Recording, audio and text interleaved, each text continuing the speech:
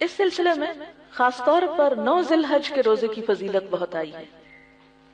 9 تاریخ کا روزہ رکھنا، جس کو یوم عرفہ کہا جاتا ہے، جس روز حاجی حج کرتے ہیں عرفات کے میدان میں، سب سے زیادہ لوگوں کی بخشش ہوتی ہے، بے شمار لوگوں کی گردنیں آگ سے آزاد ہوتی ہیں۔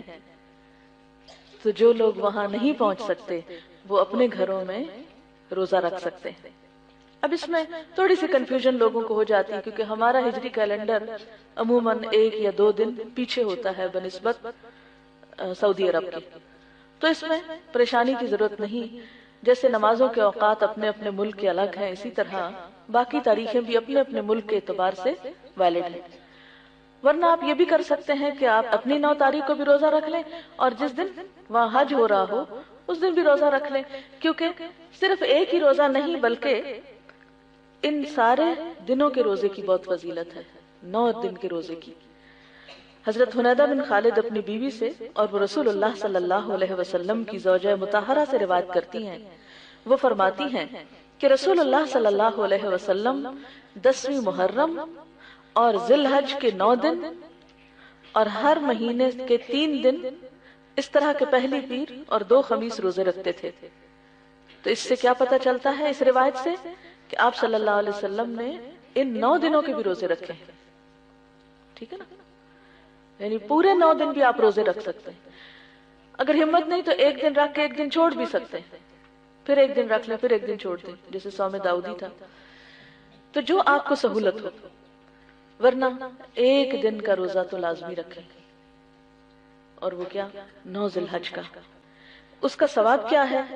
صحیح مسلم کی روایت ہے، رسول اللہ صلی اللہ علیہ وسلم نے اس روزے کے بارے میں فرمایا کہ یکفر السنۃ الماضیہ والباقیہ، کہ یہ روزہ گزشتہ سال اور آئندہ سال کے گناہوں کا کفارہ کرتا ہے۔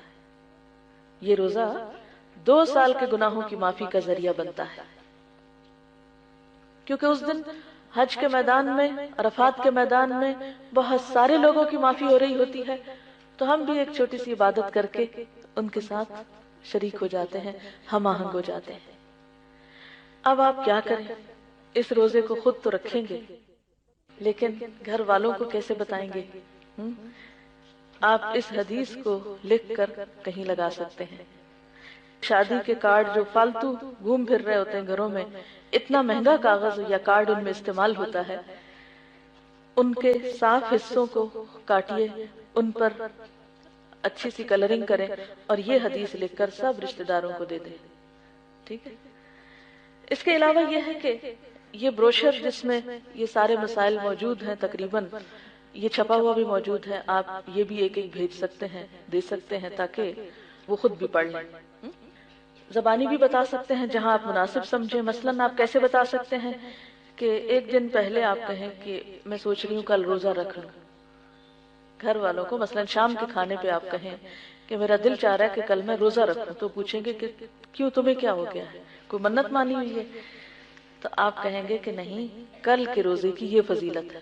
تو کہیں گے کہاں لکھا ہوا ہے؟ تو آپ لکھا ہوا نکال کے دکھا دیں۔ پھر اگر وہ رکھنا چاہیں تو ان کو بھی سویرے جگا دیں، اور اگر وہ نہ رکھنا چاہیں تو ان کو برا بلا نہ کہیں۔